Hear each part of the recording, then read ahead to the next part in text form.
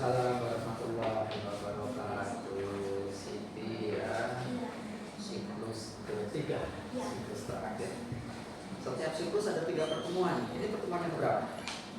Ini kebetulan pertemuan pertama, Pak. Oh, pertemuan pertama di siklus yang ketiga.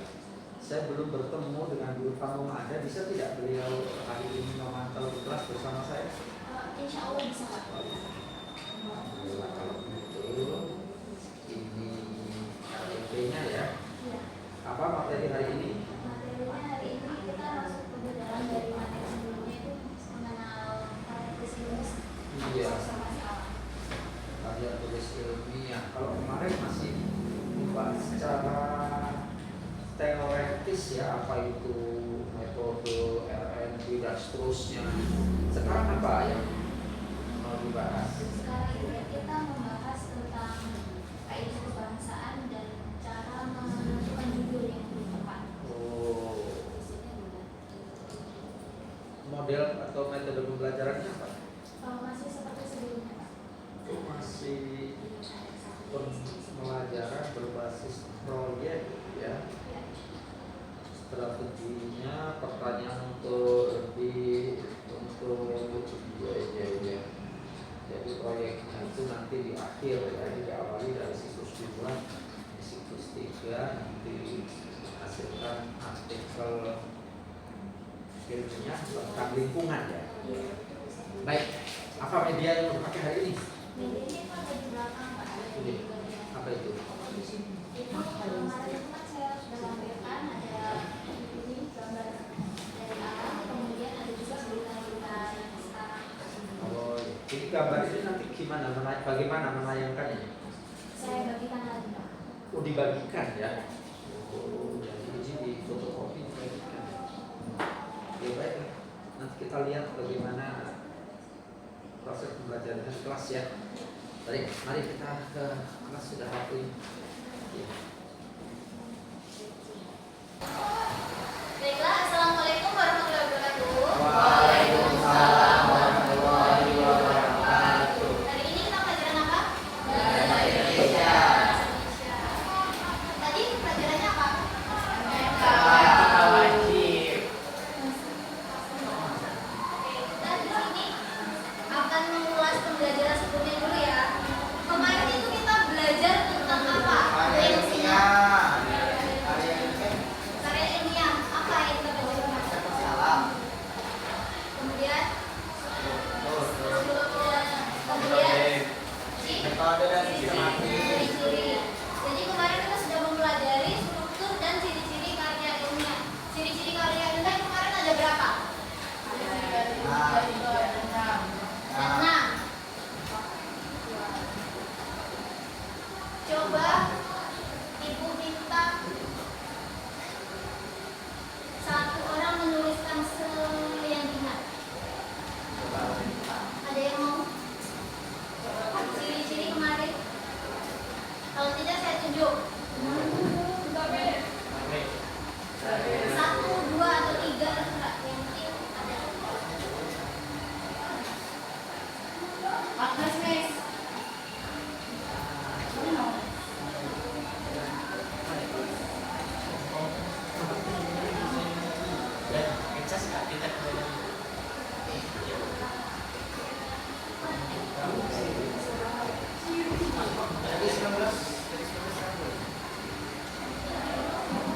Ayo siapa?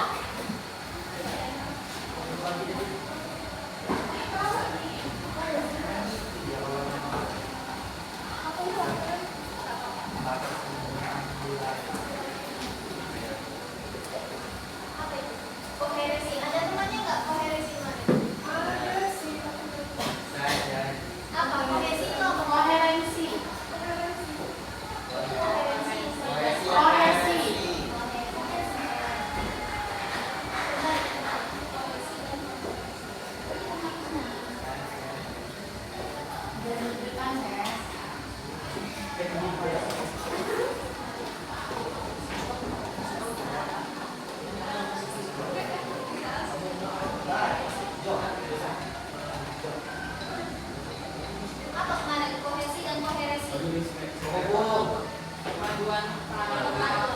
dan kalimatnya. Kohesi dan kohersi adalah keterpaduan antar paragraf, antar kalimat dan maknanya. Paham? Paham. Coba selanjutnya ada apa lagi?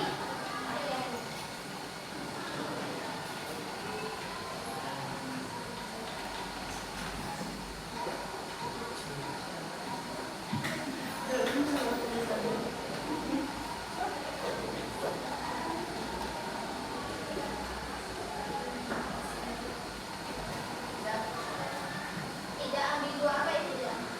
Jadi dia nggak menggunakan kata-kata eksplisit. Jadi kayak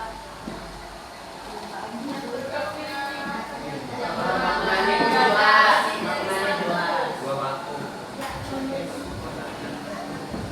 Coba siapa lagi?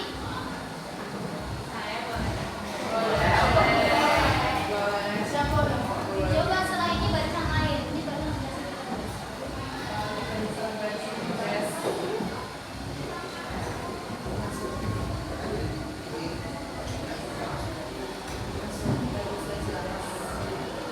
apa itu sistematis dan metodis? Metodis. Terstruktur dan sesuai metode yang digunakan. Selanjutnya, dua lagi.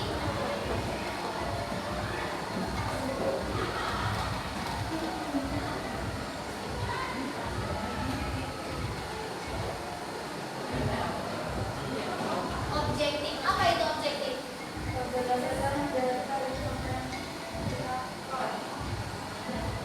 Sesuai yang ada di lapangan atau di mana? di lapangan. Kalau di jalan? Kalau misalnya di jalan yang diobservasi. Coba lagi, satu lagi objektif. Ayo. Ini sampai di mana?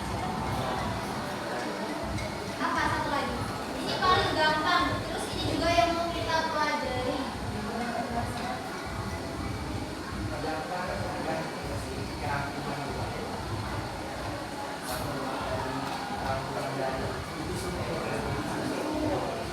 Ayo.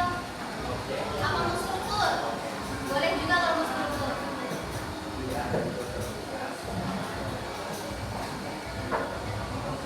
Coba dibantu Dimas. Coba dibantu temannya. Kata-kata yang kita panjang Ciri-cirinya satu, dua. faktual Faktual itu objektif. Mirip.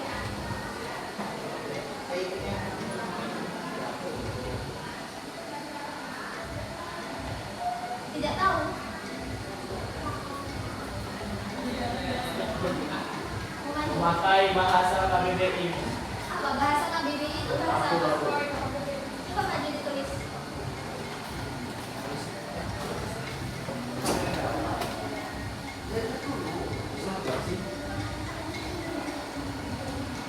Coba bahasa baku itu yang seperti apa? Yang sesuai dengan contoh kalian menggunakan bahasa baku itu di mana?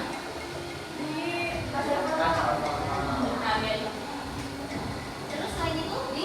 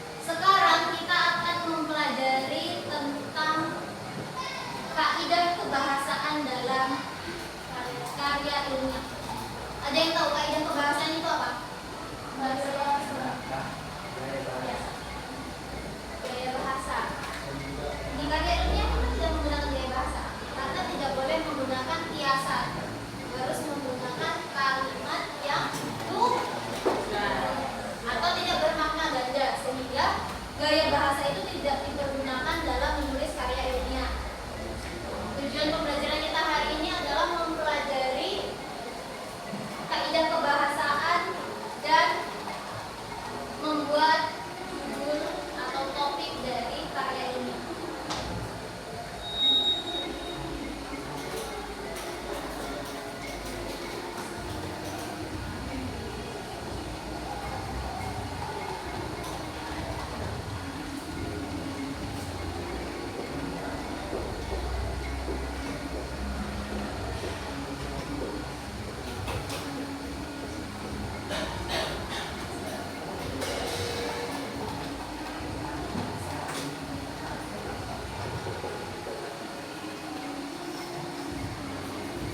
Kaidah kebahasaan yang pertama itu adalah menggunakan kata baku atau ilmiah.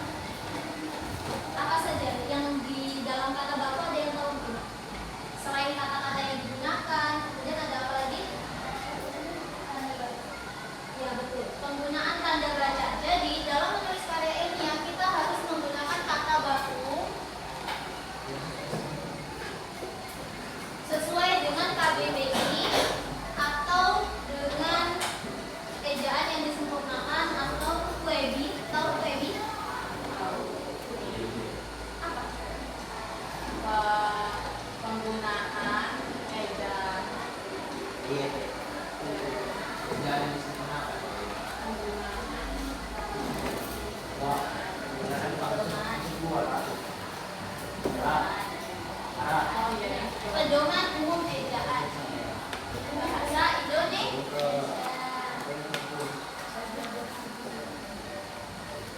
Kalau misalkan kalian menulis karya ilmiah menggunakan bahasa sehari-hari, itu tidak bisa dikatakan ilmiah karena bahasa yang digunakan tidak dan tidak ilmiah.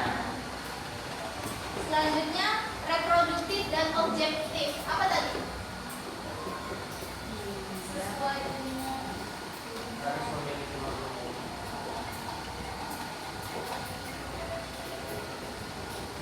Dengan fakta data. reproduktif tadi sudah kita bahas sebelumnya. Apa reproduktif? Yang informasi yang disampaikan harus dapat dipahami oleh pembaca sesuai makna yang disampaikan. Kemudian objektif. Berdasarkan fakta dan data real. Nah, jadi dalam menulis karya ilmiah kita harus membuat tulisan kita itu mudah dipahami orang lain dan sesuai dengan fakta yang ada di lapangan, sesuai dengan keadaan di saat itu juga. Kemudian dalam menulis karya ilmiah juga, selain objektif, kita harus juga sesuai dengan keadaan sekarang. Jangan yang terlalu lama, misalkan sudah kejadian 5 tahun lalu baru kita bahas sekarang, itu tidak sesuai.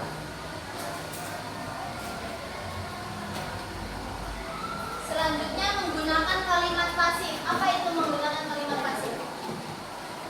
kalimat yang suatu subjek itu Menekankan tidak pada peristiwa melakukan atau hasil. Apa tadi? kalimat yang dimana suatu subjek itu tidak melakukan tindakan atau aktivitas. Jadi kayak objektifnya itu ada di awal. Menggunakan kalimat pasif atau lugas. Di sini lugas tadi sudah kita jelaskan juga bahwa tidak ambigu. Jadi dalam menulis karya ilmiah kita harus sesuai objek yang kita tulis itu apa, kemudian maksud dari penelitian kita itu apa, tidak boleh memiliki makna ganda atau ambigu. Selanjutnya bersifat denotatif.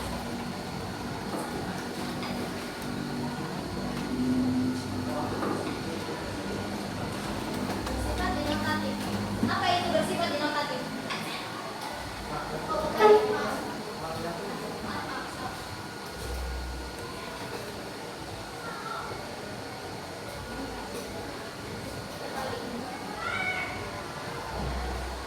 Menggunakan kata denotatif. Kata yang sebenarnya Ya,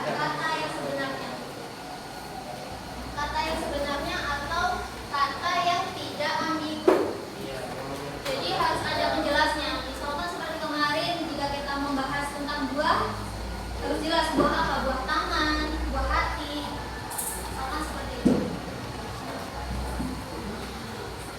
Selanjutnya menggunakan istilah teknis.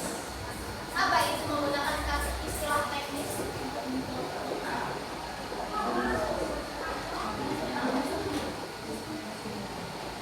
Coba apa tadi? Menggunakan istilah yang sesuai dengan bidang ilmuwan yang dibahas. Jika menggunakan istilah asing yang belum diserap harus dicetak miring atau italik. Contohnya global warming, inflasi, atau metabolisme. Ya, betul. Kita harus menggunakan kata-kata yang sesuai. Misalkan kata-kata itu dalam bahasa Inggris. Seperti tadi apa? Global warming. Global warming itu kan bukan bahasa Inggris. Itu kita menulisnya harus dengan Garis miring. mirip. Ya, tulisannya mirip. Kalau misalkan contoh di pelajaran kita kan ini membahas tentang konservasi alam. Itu biasanya kita akan menggunakan kata-kata seperti reboisasi, deforestation. Ada yang tahu deforestation itu apa? Penerangan luapan.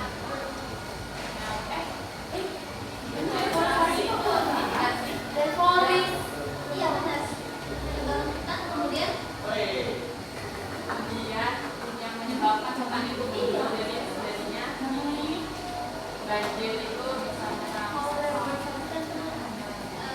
itu kejadian selanjutnya setelah hutan gundul. Tapi deforestasi itu lebih ke arah pengalihfungsian hutan menjadi lahan lain, misalkan menjadi perkebunan atau kita membangun kota baru. Seperti di Kalimantan, itu kan hutannya ditebang kemudian diganti menjadi Sawit. KN. ganti IKN. Dan selanjutnya ada kohesi dan koheresi.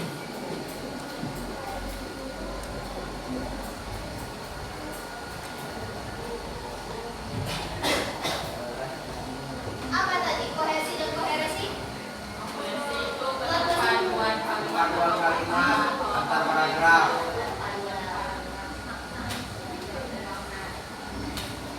Ya, kohesi dan koheresi. Kohesi ini adalah keterpaduan antar kata dan kalimat, sedangkan koherensi adalah keterpaduan makna dari setiap kalimat yang kita tulis. Selanjutnya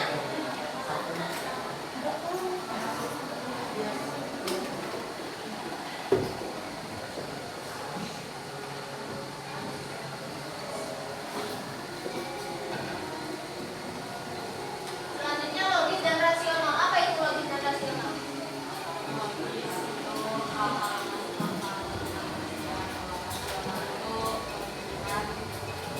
yang bisa Ya, logis dan rasional itu sesuatu yang bisa kita bayangkan dengan pikiran kita. Misalkan terjadinya banjir itu akibat hutan gundul, itu logis kan? Kalau misalkan terjadinya kebanjiran itu akibat tidak adanya lagi ikan, logis tidak? Kan? Jadi seperti itu. Dari semua ini ada yang mau ditanyakan? Bagian mana yang belum paham? Ada hubungan kaidah kebahasaan.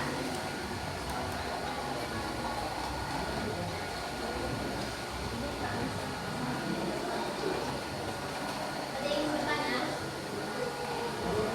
Saya bertanya ya. Teknis itu kan biasanya kayak global warming itu kan bahasa Inggris. Sedangkan tadi salah satu kaidah bahasannya Maria Gekos pakai bahasa Indonesia. Ya. Jadi itu gimana itu?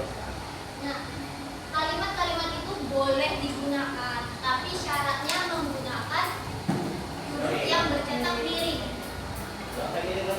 Jadi boleh menggunakan bahasa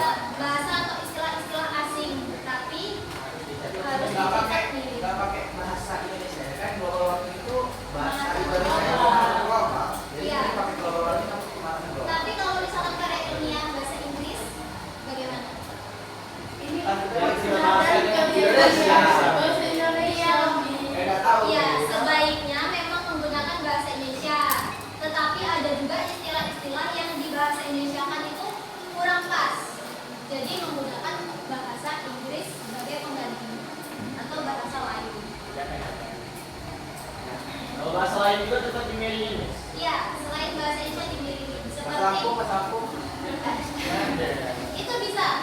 Jika kita penelitian, misalkan kita penelitian di Lampung, misalkan penggunaan bahasa dialek O dalam kehidupan sehari-hari, itu kan nanti ada tulisan-tulisan yang misalkan Aksara.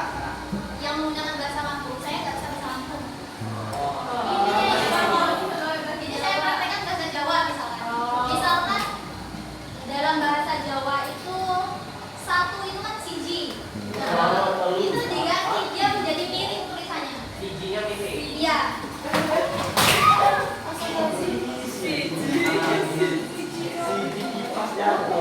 Misalkan seperti itu, tergantung objek yang kita teliti.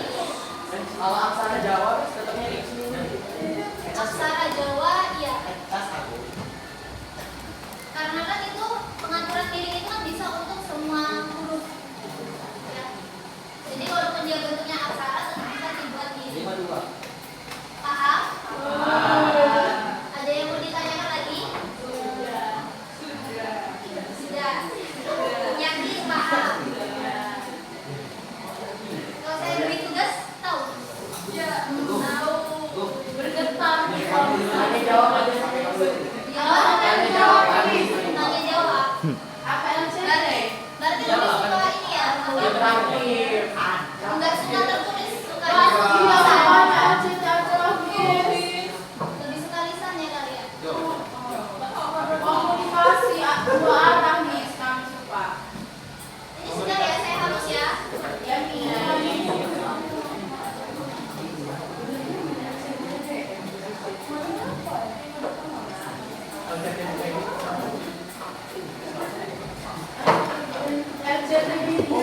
Aku mau LCD.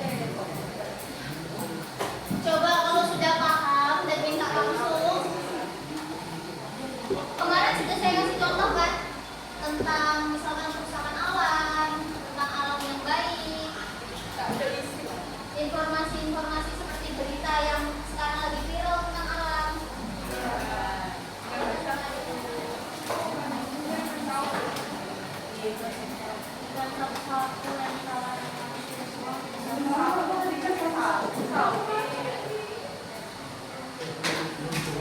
Nah, coba ada tidak dari contoh-contoh kemarin yang tidak termasuk dalam kaidah kebangsaan?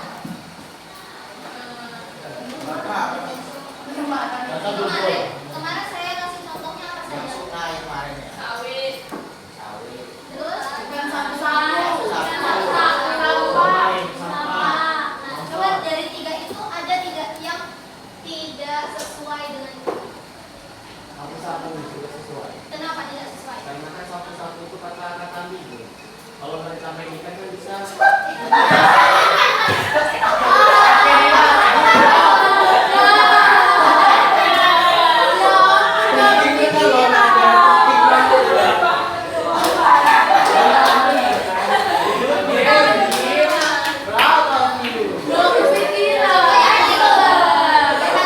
Perhatian. Coba yang lain ada tidak selain itu?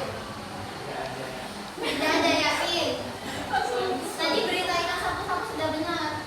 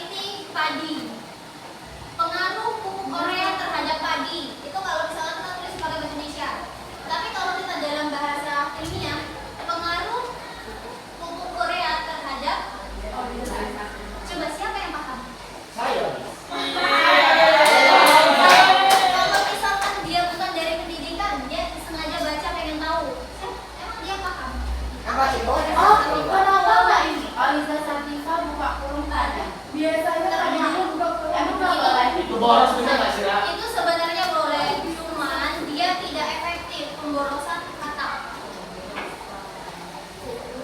Oke, jadi lebih baik menggunakan bahasa Indonesia. ya, Mbak. Katakan Oke, saya jelaskan ya. Dari berita tadi, ikan sapu-sapu itu masuk ke tidak logis dan rasional. Kenapa? Karena ikan sapu-sapunya dituduh. Iya, betul. Kan betulan. Ya Allah, ganda banget.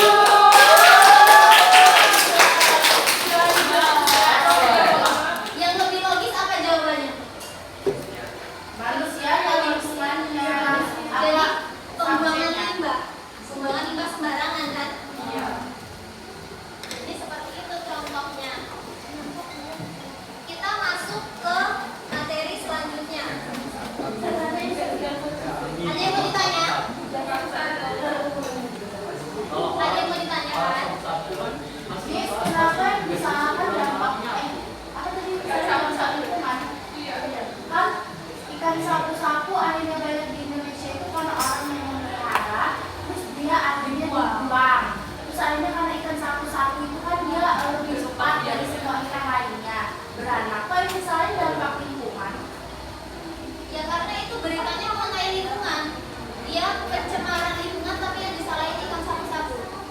Dia lingkungan sungainya sudah tidak ada ikan lagi, airnya kotor, tapi yang disalahin ikan sapu-sapu. Karena dia Sedangkan itu kenapa tidak ada ekosistem di air itu? Karena airnya sudah kotor, sudah bercemar. Dan yang masih bisa hidup hanya ikan sapu-sapu.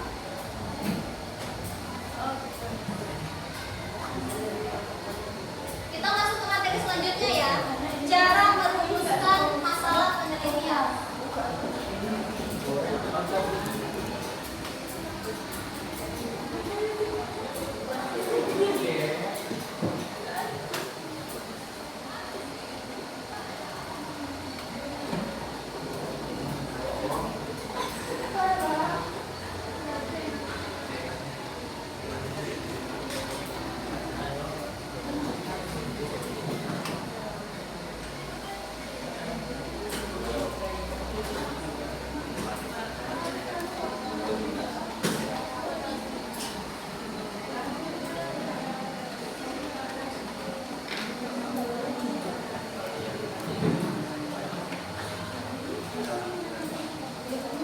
Ada yang tahu cara merumuskannya bagaimana?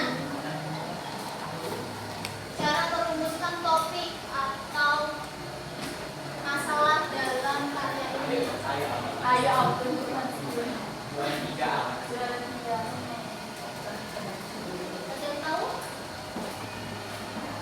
Di sini yang sudah menulis karya ini baru satu. Selainnya ada yang pernah? Pernah SMP, Miss?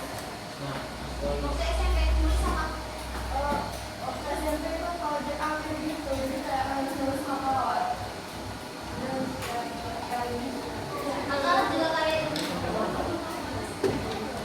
Ini isu yang banyak diminati, Miss. Contohnya kayak yang lagi hak-hak. Contohnya Betul ya. Yang pertama itu ada identifikasi fenomena.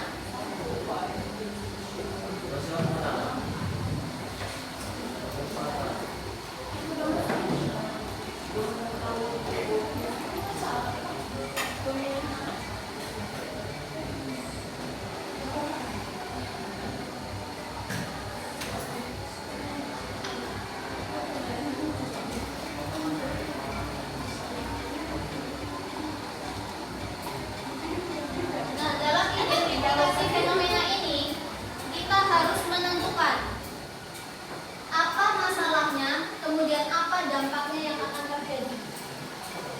Misalkan, dalam ini materi kita itu kan membahas tentang konservasi alam. Contohnya rendahnya kualitas air sungai atau hilangnya ekosistem air itu menjadi kesenjangan praktis dalam identifikasi fenomena.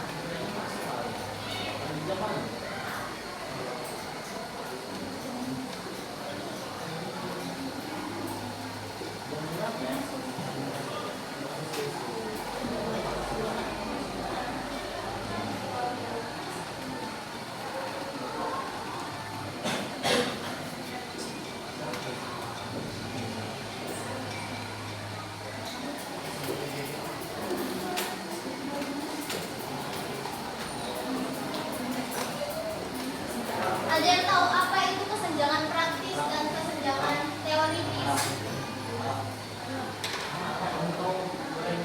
Perhatian, ada yang tahu?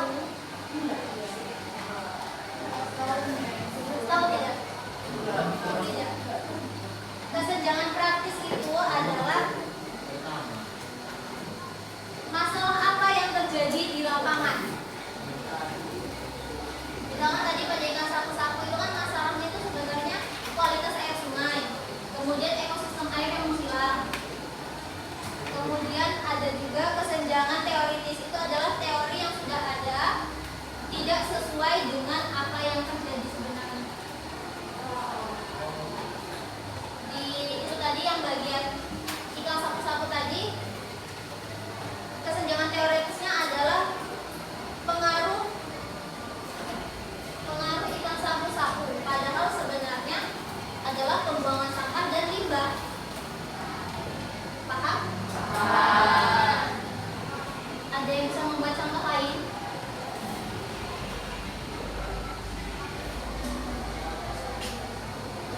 Berarti belum paham. Saya ulangi ya. Kesenjangan praktis itu adalah masalah yang terjadi di dunia nyata. Di sini masalahnya itu kan air. Airnya sudah tidak ada ekosistem lagi di dalamnya. Nah, kemudian kalau kesenjangan teoritis itu teori atau sesuatu yang diungkapkan di situ tidak sesuai dengan kenyataannya.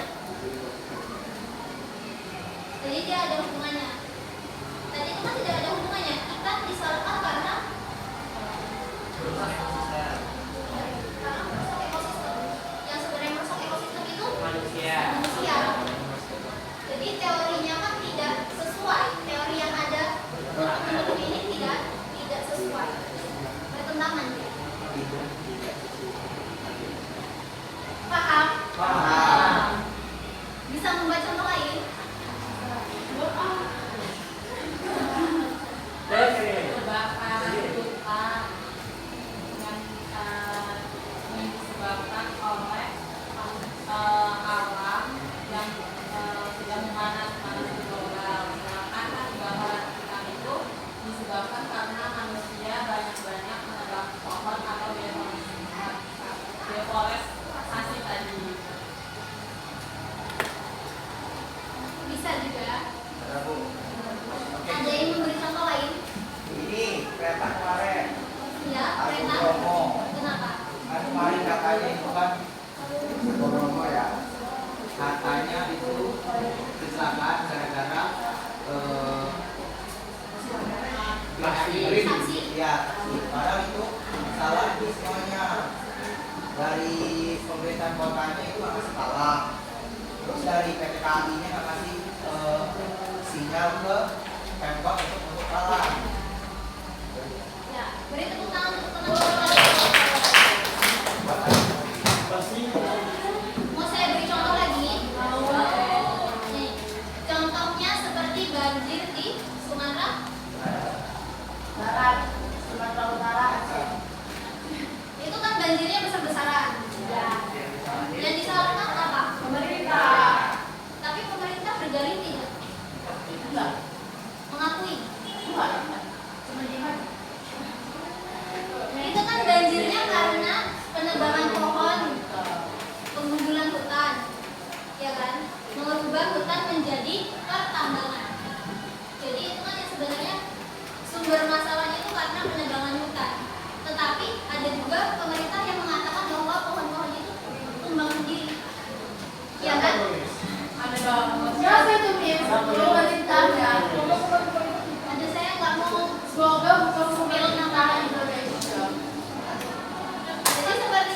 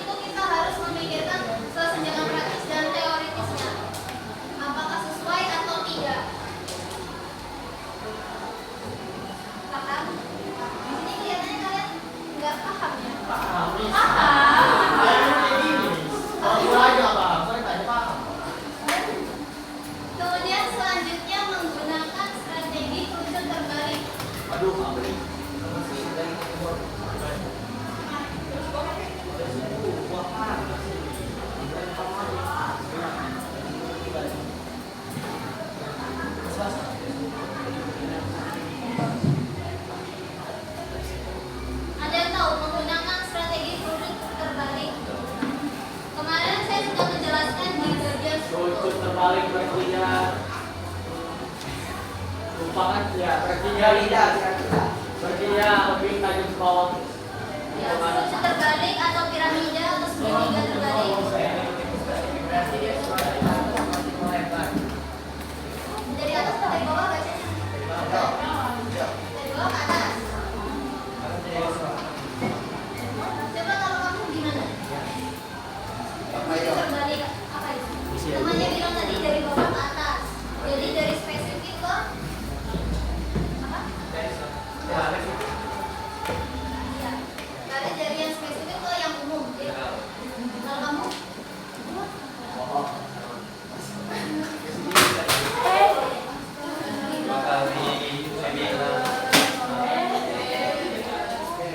Coba kalau kamu seperti apa?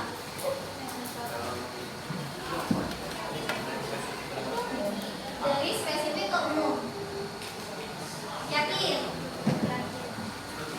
Ada alasan loh dia kenapa kerucut terbalik tidak segitiga?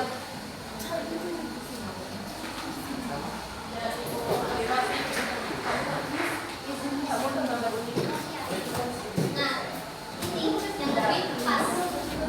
Dia kerucut terbalik itu karena dari yang umum, penjabaran umum, kemudian ke fokus masalahnya atau ke inti. Jadi lebih spesifik. Seperti kemarin yang saya jelaskan, misalkan umumnya itu siswa.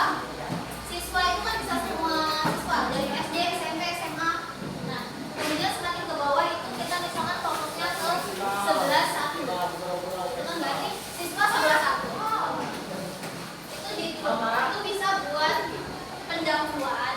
Kemudian pada bagian dari pendahuluan itu dari umum ke khusus. Kemudian ada juga alasan-alasan kenapa kalian memilih meneliti itu.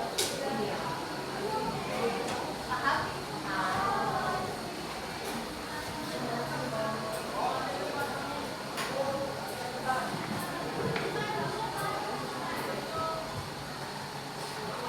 Kemudian yang selanjutnya adalah menerapkan kriteria atau filter.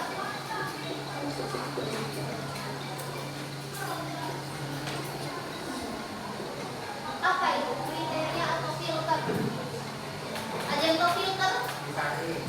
Disaring, ya betul. Memilah.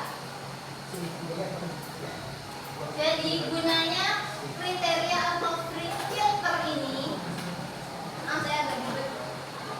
Itu adalah agar kita tidak menyebar kemana-mana. Fokusnya tetap ke satu tujuan itu. Gunanya kita memfilter atau menggunakan kriteria tertentu. Jadi nanti penelitian kita nggak kemana-mana, nggak lari-lari. Paham?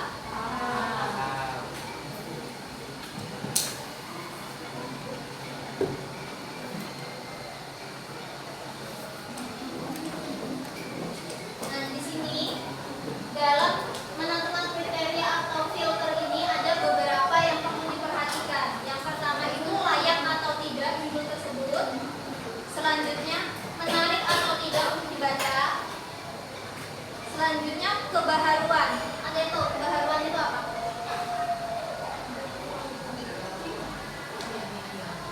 Apa? Terkini. Sama, terkini juga. Apa? Kebaharuan. Teman baru. Ya, teman baru. Kemudian apa lagi? Keterbaharuan itu adalah memberikan pengetahuan yang baru daripada yang sebelumnya. Seperti yang kemarin saya jelaskan juga, dalam menulis tesis itu S2 itu harus ada keterbaruan yang lebih baru daripada yang sebelumnya. Di skripsi juga ada keterbaruan, tapi tidak sejauh dengan tesis, tidak sedalam tesis. Dalam menulis karya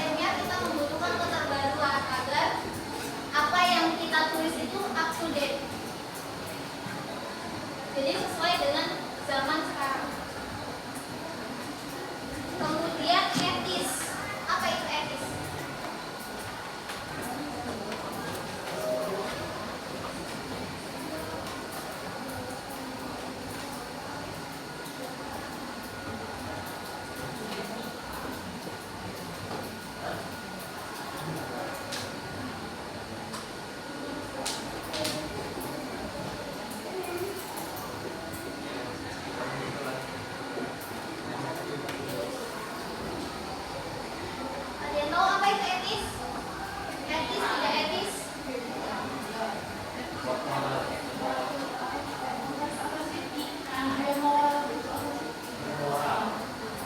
Ya, etis itu kita harus sesuai dengan aturan yang berlaku, tidak menyalahi norma-norma, misalkan norma adat, norma sosial, ya norma hukum juga. Kalau misalkan kita menulis sesuatu yang bertentangan dengan norma, itu bisa kena di kita. Kalau kita ini apa keluar dari norma hukum, kita bisa dipidana. Kita seperti itu. Kemudian yang terakhir relevan. Apa itu relevan? Sesuai dengan apa? Ya, sesuai dengan yang terjadi sekarang. Jadi harus relevan atau up to date. Ada yang mau ditanyakan sebelum lanjut ke nomor 4 dan 5? Paham? Apa?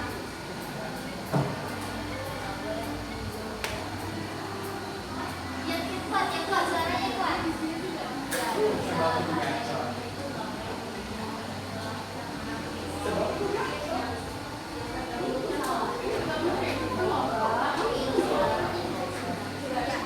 Dalam karya ilmiah itu bukan berarti, perhatikan dulu.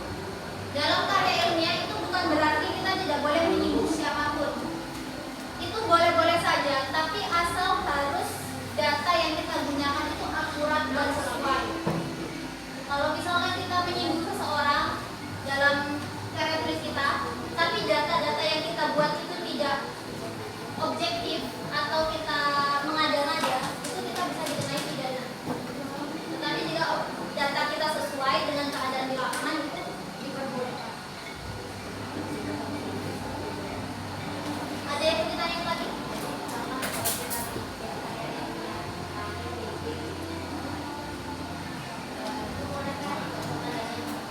Iya, boleh. Asalkan ada data-data yang sesuai. Misalkan kita buat MBG itu sebenarnya kurang bermanfaat atau tidak memperbaiki gizi anak-anak. Itu nanti kita misalkan ada laporan data kesehatan anak di Kementerian Kesehatan atau data stunting misalnya, maka harus jadi sampel yang masak. Kalau sampel itu dari sebagian kecil dari populasi, misalkan kamu meneliti di Lampung. Lampung itu nanti kamu spesifik lagi misalkan di Kota Bumi. Nah, Kota Bumi itu kamu saring menjadi sampel. Apa? Nah, seperti itu. Kalau misalkan kita meneliti satu Indonesia juga tidak apa-apa. Cuma cara mengukur sampelnya itu lebih susah aja. Tapi semakin banyak sampel yang kita punya, itu semakin baik. Jadi nanti data kita semakin kuat. Ada yang mau ditanyakan lagi? Paham? Nanti kalian saya beri tugas ya.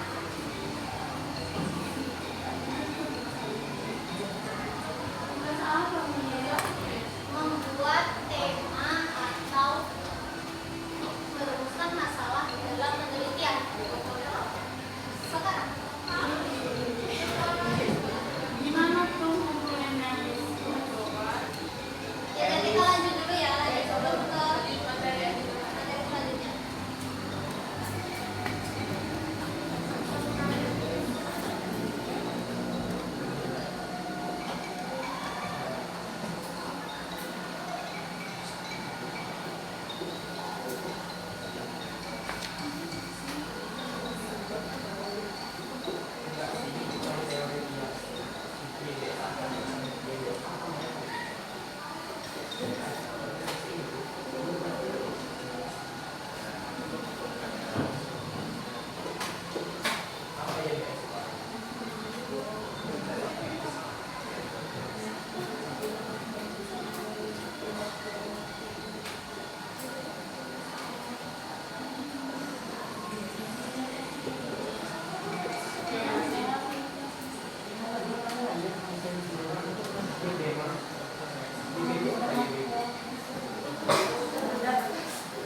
Yang keempat, mengubah topik menjadi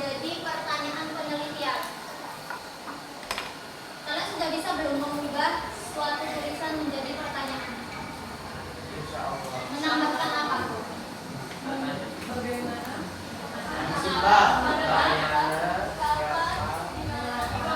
Berarti harus menambahkan kalimat tanya. Nah, tapi dalam mengubah topik menjadi pertanyaan itu tidak sembarangan. Jangan menambahkan kalimat tanya yang jawabannya cuma iya dan tidak.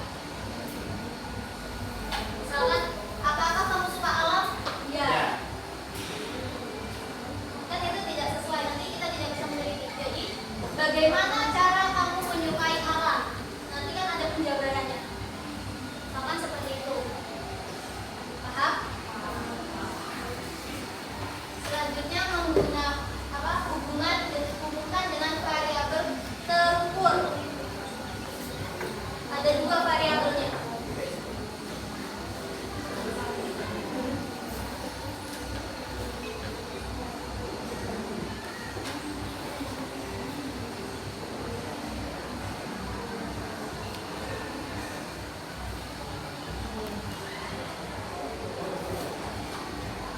Ada yang tahu bedanya variabel bebas dan variabel khusus? Bebas, khusus. Dia lebih secara umum. Kalau khusus itu dia lebih mengarah ke arah-arah spesifik. Ya, betul. Jadi variabel bebas itu dia sifatnya masih luas, masih umum. Kemudian kita lanjutkan ke variabel khusus, jadi lebih terarah kemana penelitian kita akan dilakukan. Paham? Yakin paham? Ada yang mau ditanyakan? Contoh variabel bebas ya. Misalkan kalau di pendidikan itu media pembelajaran. Kalian tahu media pembelajaran apa? Tahu? Apa? Kanva. Terus? Kanva.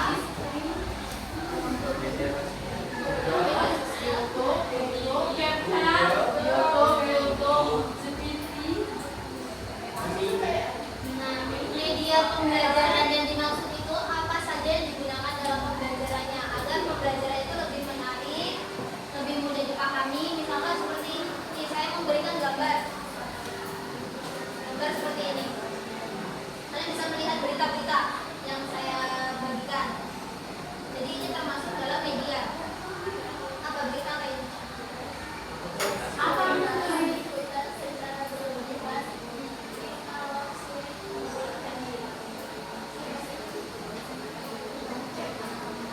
Nah, ini adalah salah satu contoh media.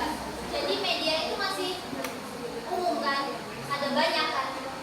Kemudian khususnya itu adalah keterampilan menulis atau opini. Ada yang tahu hubungannya antara media dengan keterampilan menulis? Cara menghubungkannya agar menjadi khusus bagaimana? Ada yang tahu?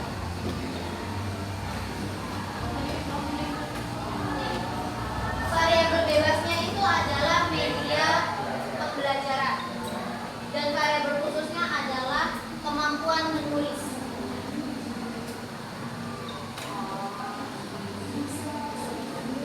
Harus jadi satu topik.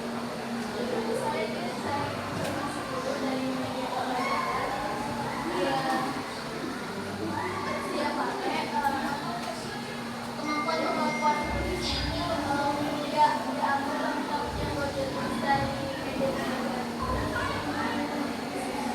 cara mengubahnya variabel bebas menjadi khusus itu masuk ke bisa masuk ke topik, ubah topik menjadi pertanyaan penelitian langsung. Jadi bisa ya, Miss? Bebasnya tadi kan media, khususnya itu kan menulis. Jadi penggunaan media dalam meningkatkan kemampuan menulis siswa. Nah, media media yang dibebas ini nanti akan diteliti media apa yang lebih spesifik untuk kemampuan menulis.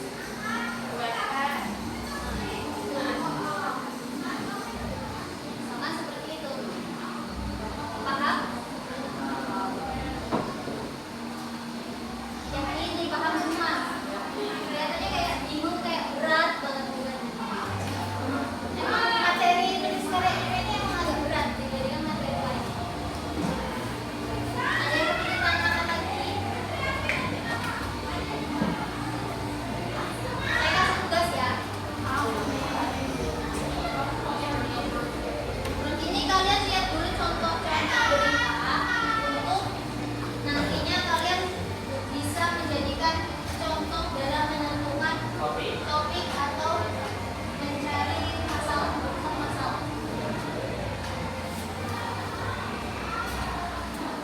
Udah lihat beritanya? Itu berita tentang apa?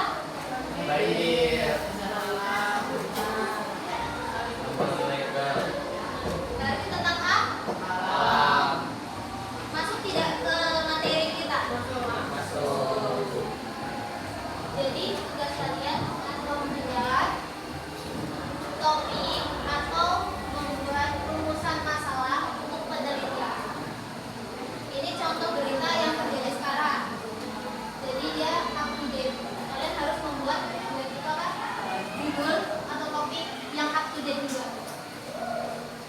Dalam membuat judul itu kalian juga harus memikirkan masalah-masalah yang akan diteliti nanti apa.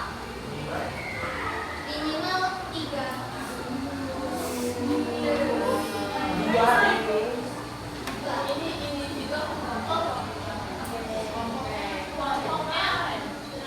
Mau yang kemarin atau kelompok baru?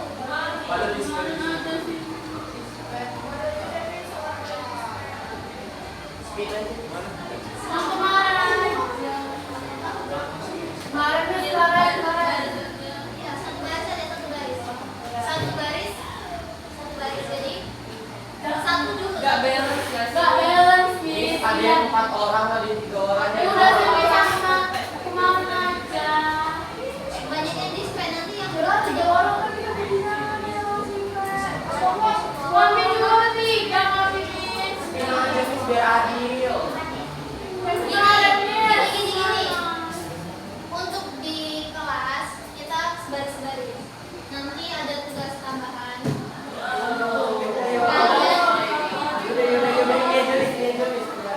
Di rumah itu di sini kalian buat satu baris satu. Kemudian nanti di rumah buat satu juga.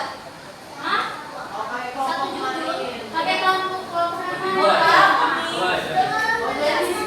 Jangan Satu aja sekalian yuk. Iya, satu aja. kelompok yang dua ini. Beda satu.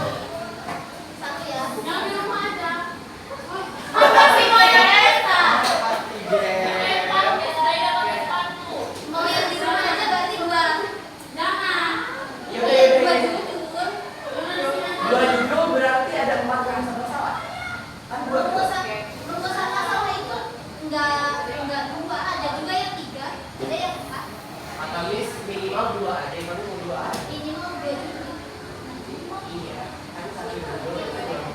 Nah, rumusan masalahnya tuh enggak mesti 2, ada yang 1, ada yang 2, ada yang 3. Kata Miss minimal Dua 2 judul aja. ya, Miss. Iya, sesuai judul. Rumusan masalah itu sesuai judulnya. Judulnya minimal 2. Jadi kalian buat 2 judul. Mau di sini apa di rumah? Yaudah sini aja. 2. Pakai aja.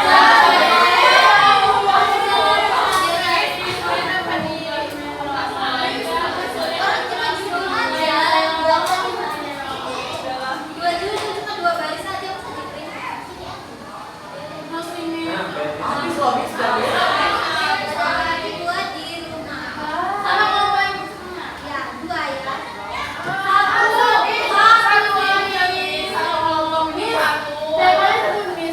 Temanya tentang konservasi alam. Jadi yang ini Habis libur. Ya, di pertemuan selanjutnya.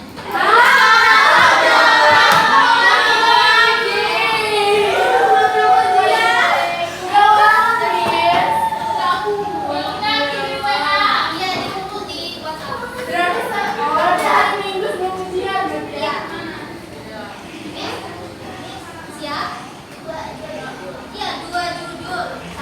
dari sini, satu lagi. Boleh nggak satunya nyari? Dua-duanya tentang konservasi alam. Yang saya berikan itu contoh. Ibu Ida.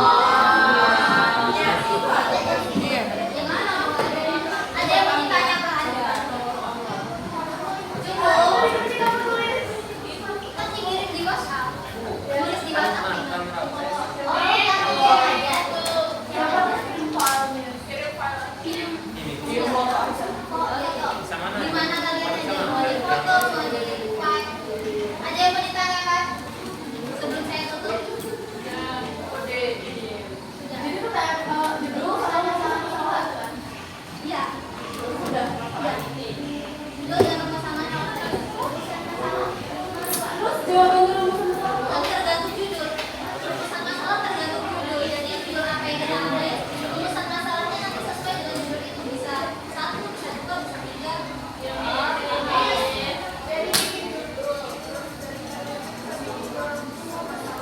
Dua judul, rumusan masalahnya itu sesuai dengan judulnya. Dalam satu judul itu rumusan masalah nggak harus 2, ada yang 3, ada yang 10.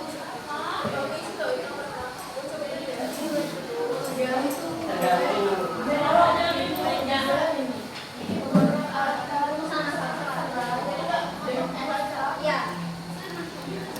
Ada yang mau ditanyakan? Yakin sudah bisa?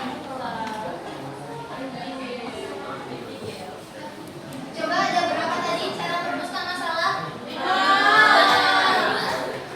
Kaidah kebahasan ada berapa?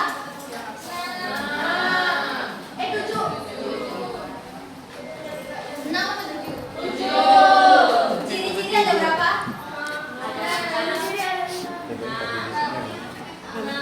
Struktur ada berapa? Jadi udah paham ya? Karena jam pelajaran juga sudah selesai, saya akhiri. Wassalamualaikum warahmatullahi wabarakatuh. Waalaikumsalam warahmatullahi wabarakatuh.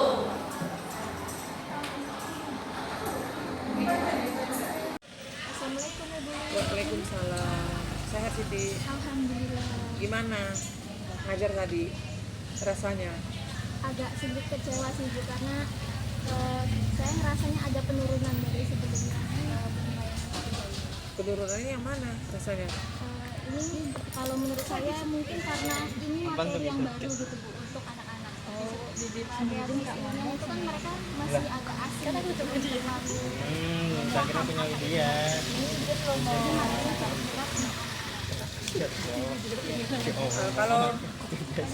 Kalau koreksian dari Ibu, sebenarnya kalau untuk kesiapan di dalam Siti masuk ke kelas itu udah bagus. Kesiapan itu yaitu dari tampilan, dari cara bicara itu udah bagus. Kalau menurut Ibu. Cuma kurangnya di Siti ini di luar dari yang catatan Ibu ya. Apa namanya tuh ini maksud itu harusnya Siti itu menyiapkan contoh karya tulis yang sesungguhnya walaupun secara sederhana ke anak. Cuman yang Ibu lihat di dalam bahan ajar itu contohnya yang berhubungan dengan konservasi alam. Gambar-gambar itu aja, nggak apa-apa itu ditampilkan, tetapi contoh karya tulis harus, karena itu kan materi intinya kan itu tentang karya tulis yang berhubungan dengan alam, kan begitu. Nah makanya seperti yang Ibu sampaikan juga tadi sama Basam, karya tulis itu diberikan contoh satu aja, nggak apa-apa. Jadi nanti anak bisa bergiliran. Kalau di kelas Siti masih mendingan, ada anak yang perwakilan di kelas itu yang sudah ngerti ada karya tulis, dia udah tahu, tapi nggak ada salahnya Siti nyiapin satu contoh karya tulis walaupun nggak secara komplit tapi secara sederhana. Ini loh nak yang contoh sesungguhnya karya tulis itu. Nah kalau ini yang Ibu siapkan contohnya secara sederhana, tetapi nanti kalau kalian sudah sekolahnya lebih tinggi lagi ini akan ada perubahan nak. Nah kalau punya Siti lah, kalau Siti bisa menyiapkan ada contoh yang lengkapnya, nah ini loh nak, ini yang secara sederhana, ini yang secara komplitnya. Nah, kalau kalian nanti sekolahnya lebih tinggi lagi, yang seperti ini nak contoh karya tulis. Itu yang di luar dalam catatan Ibu. Ya. Kemudian di dalam Siti ngajar itu bagus, cuman metode yang tertera di dalam modul ajar itu berbeda dengan yang Siti gunakan di kelas. Siti itu banyak setiap pengajar itu perhatikan ceramah ya, ceramah. Jadi harusnya apa yang Siti gunakan di kelas harusnya sama dengan yang tertera di dalam, yang tertulis di dalam bahan ajar. Itu enggak.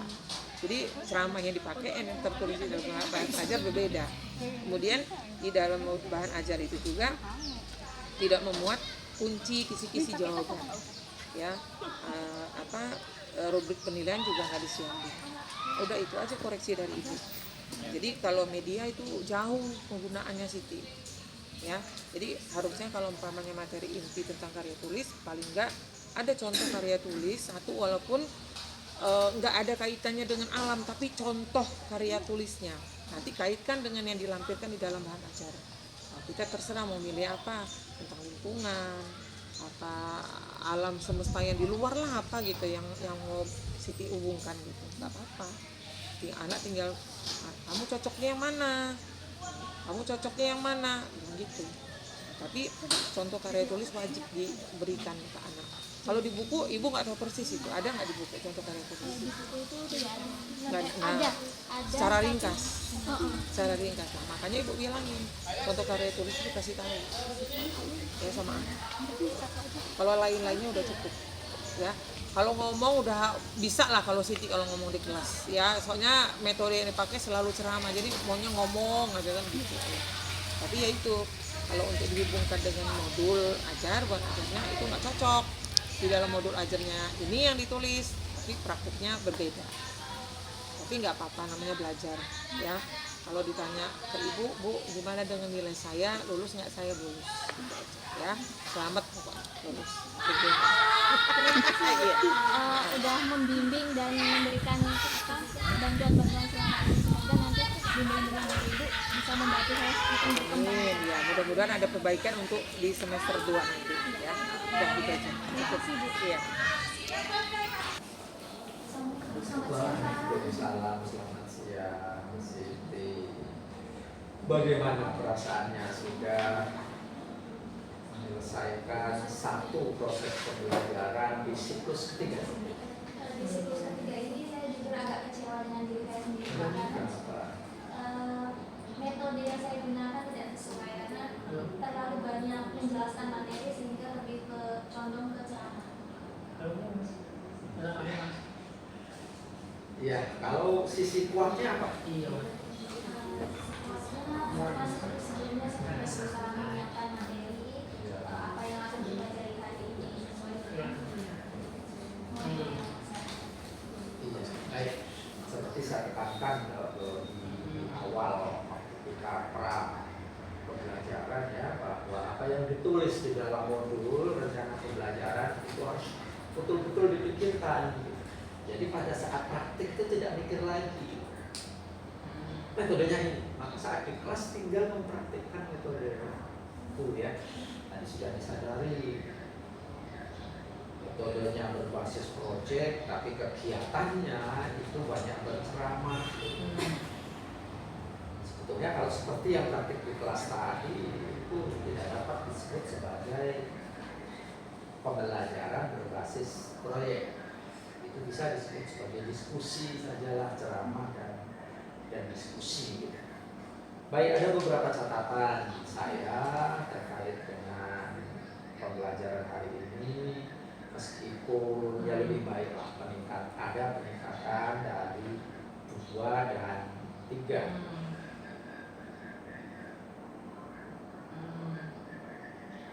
Tapi ada baiknya seperti saya sampaikan yang lalu itu diawali dengan eksplorasi. Jadi bukan guru berceramah tapi diberikan tantangan. Misalnya ada paragraf atau artikel singkat lah berikan kepada siswa, suruh baca. Nanti dari situ disimpulkan tentang bahasanya bagaimana, misalnya abstrak, isi abstrak itu apa saja, dalam metode apa yang dijelaskan, dalam hasil apa yang biarkan siswa bereksplorasi, ngomong apa saja biar. Nanti mungkin di ujung bisa minta salah satu siswa menyimpulkan, dan yang terakhir guru memberikan penguatan misalnya dengan media. Setelah diskusi tayangkan melalui salin media, ini loh tadi yang sudah disampaikan kawan-kawan ini benar, dan terus disampaikan. Jadi diawali dari eksplorasi sendiri, dan di ujung itu guru memberikan penguatan terkait dengan materi yang itu disampaikan. Tadi menggunakan LKPD ya, tapi di dalam LKPD itu tidak ada apa yang mau dinilai dari LKPD itu.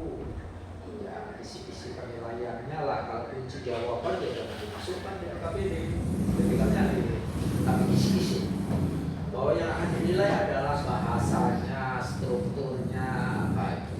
Kalau diberi bobot boleh, bahasa bobotnya 30%, isi bobotnya 40% misalnya, itu boleh. Dan tadi medianya gambar yang dicetak kemudian dibagikan, itu sebetulnya tidak. Tapi sekarang kan sangat canggih. Ya, Anda bisa melalui Android hubungkan ke proyektor, ditayangkan terkait dengan perusahaan lingkungan, terus apalagi ada kondisi idealnya itu sungai yang hijau, di sekelilingnya pepohonan yang hijau, kemudian ada sungai yang penuh sampah. Kalau itu dengan gambar video singkat yang tayang begitu, ada sedikit suara, itu kan menjadi lebih menarik daripada gambar mati yang diberikan penggambar. Ada sekolah mungkin dia memiliki keterbatasan proyektornya. Apa tidak diizinkan menggunakan, ada ruangan itu yang ada smart TV-nya khusus untuk ruang rapat ya, tidak boleh dipakai untuk belajar. Kalau bisa itu kan luar biasa, bagus, pembelajaran jadi makin menarik. Jadi itu komentar saya. Sebetulnya saya ingin refleksi ini dilakukan bersama dengan Ibu Ida ya, bersama ya. Tadi beliau izin ke saya, beliau ada keperluan yang besar sehingga beliau meminta melakukan refleksi secara terpisah. Jadi nanti minta waktu saja kapan beliau akan melakukan refleksi dari pembelajaran yang siklus ketiga ini. Jadi demikian, sekali lagi tetap bersemangat, jangan berkecil hati, berusaha menjadi lebih baik lagi. Nanti masih ada kita PPL, namanya PPL Mandiri, nanti lebih banyak lagi pertemuannya sehingga bisa berusaha lebih baik lagi untuk menjadi guru yang profesional. Apapun selamat. Terima kasih Pak. Ya.